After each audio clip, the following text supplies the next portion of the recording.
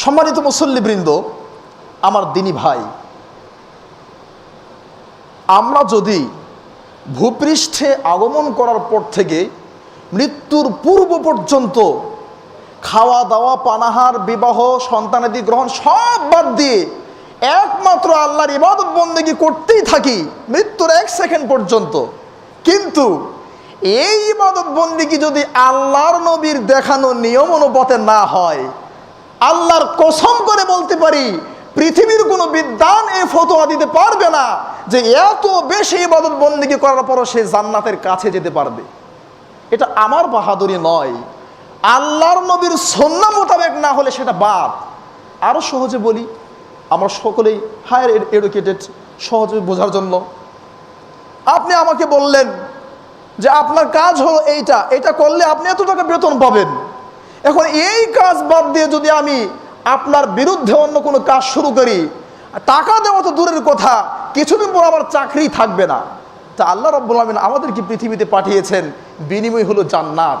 কাজ কি? কাজ হলো এই, কিভাবে করতে হবে? মুহাম্মাদের দেখানো নিয়ম অনুযায়ী করতে হবে। তো মুহাম্মদ সাল্লাল্লাহু আলাইহি সাল্লামের নিয়ম বাদ দিয়ে মুহাম্মদ সাল্লাল্লাহু আলাইহি সাল্লামের চেয়ে বেশি আমল যদি আমরা করি, সেটা আল্লাহ সুবহানাহু ওয়া তাআলার কাছে আদৌ কবুল হবে না। এটা হলো সুন্নাহ মানার গুরুত্ব। যেমন দেখেন সূরা আলে ইমরান 31 নম্বর আয়াতে আল্লাহ বললেন, কুল, হে নবী আপনি বলে দিন, ইন কুনতুম তুহিব্বুনাল্লাহ, তোমরা যদি আল্লাহকে ভালোবাসতে চাও, ফাত্তাবিউনি, তাহলে আমি নবীকে মেনে নাও। সম্মানিত মুসল্লিবৃন্দ, আল্লাহ রাব্বুল আলামিনকে ভালোবাসতে হলে আগে নবী মুহাম্মদ সাল্লাল্লাহু আলাইহি সাল্লামকে ভালোবাসতে হবে। আল্লাহকে ভালোবাসতে হলে মাধ্যম গ্রহণ করতে হবে মুহাম্মদ সাল্লাল্লাহু আলাইহি সাল্লামকে।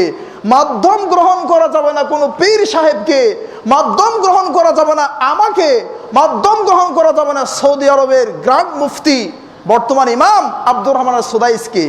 ততক্ষণ পর্যন্ত গ্রহণ করা যাবে যতক্ষণ পর্যন্ত আমরা সঠিক পথে থাকব, ততক্ষণ গ্রহণ করা যাবে।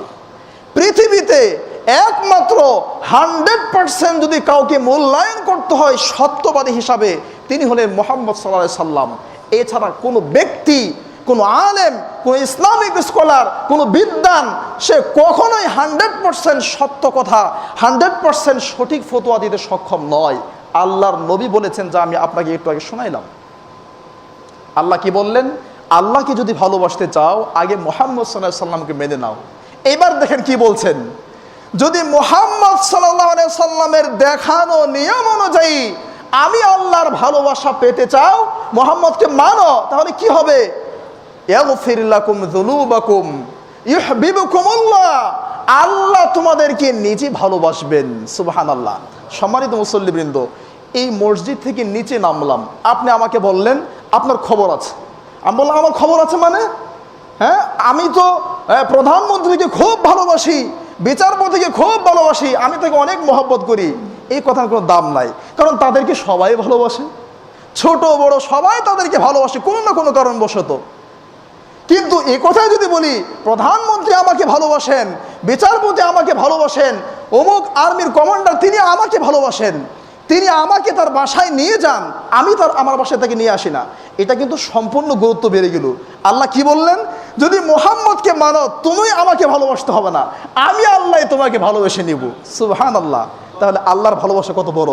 হয়তো বলবেন ব্যাখ্যাটা আপনি করেছেন, আমি ব্যাখ্যা করি নাই। ইবনে কাসির খণ্ড নম্বর 2 পৃষ্ঠা নম্বর 35 লাইন নম্বর 22, ইবনে কাসির খণ্ড নম্বর 2 পৃষ্ঠা নম্বর 35 লাইন নম্বর 22, এই ব্যাখ্যায় ইবনে কাসির রাহিমাহুল্লাহ করেছেন, আল্লাহ যখন আপনাকে ভালোবেসে নেবে, পৃথিবীর কোনো শক্তি আপনার ন্যূনতম ক্ষতিও করতে পারবে না। সুবহানাল্লাহ। এই জন্য হাদিসে কুদসিতে বলেছেন, হে পৃথিবীর মানুষ, জেনে রাখো, ওয়ালাউ আন্না আহলাস সামাই ওয়াল আরদি, আকাশবাসী, জমিনবাসী, মহাবিশ্বের সকল মানুষ যদি তোমার বিরুদ্ধাচরণ করার জন্য দাঁড়িয়ে যায়, আল্লাহ তোমার পক্ষে থাকে, কেউ তোমার কোনো ক্ষতি করতে পারবে না। সুবহানাল্লাহ। সম্মানিত মুসল্লিবৃন্দ, সুন্নাহর গুরুত্ব এই মর্মে আপনাদের সামনে আর দুটো আয়াত বলবো, সময় কম। সূরাতুন নিসার 65 নম্বর আয়াত। আল্লাহর নবী সাল্লাল্লাহু আলাইহি সাল্লামের কাছে আসলেন আব্দুল্লাহ বিন জুবাইর, সহিহ বুখারীর হাদিস। আসার পরে সাথে আরেকজন আনসারী সাহাবী আসলেন।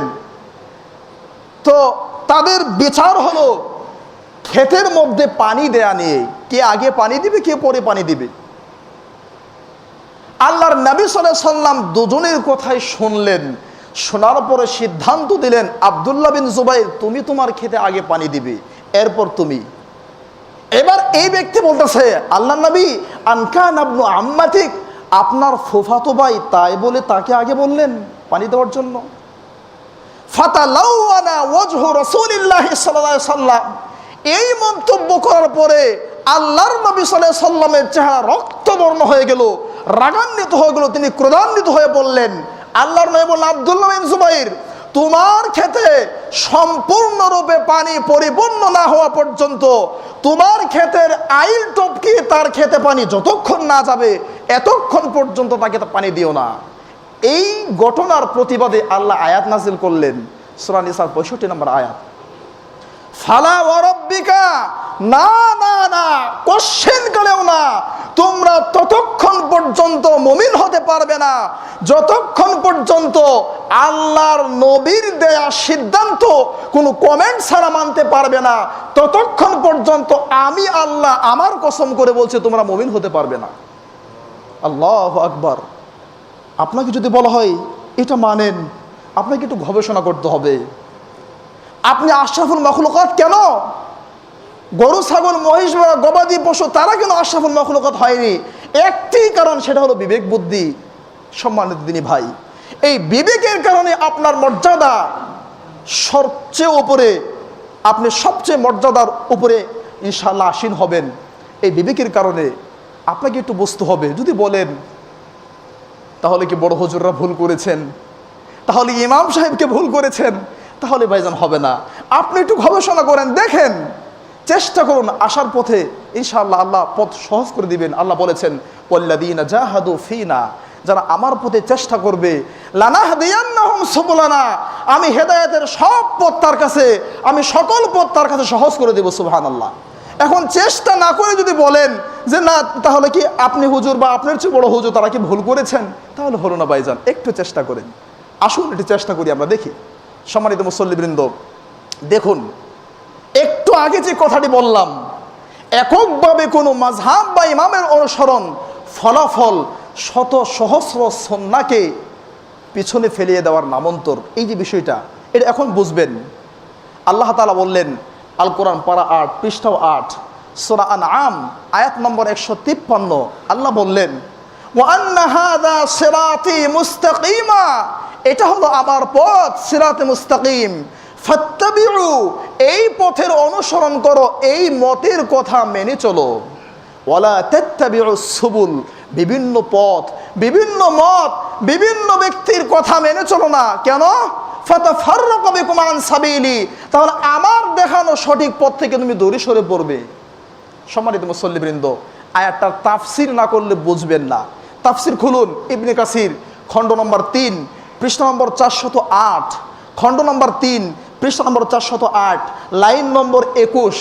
সাহাবী জাবের রাদিয়াল্লাহু আনহু বললেন, কুন্না জুলুসান ইনদান নবী সাল্লাল্লাহু আলাইহি সাল্লাম, একদিন আমরা সাহাবীরা আল্লাহর নবীর সাথে বসা, ফাখাত্তা খাত্তান হাকাযা আমামা, আল্লাহর নবী ঠিক সোজা একটা রেখা টানলেন, অনেক লম্বা একটা দাগ দিলেন। খাত্তাইনি আন ইয়ামিনিহি, ডান দিকে কয়েকটা রেখা টানলেন। খাত্তাইনি আন শিমালিহি, বাম দিকেও কয়েকটি রেখা টানলেন।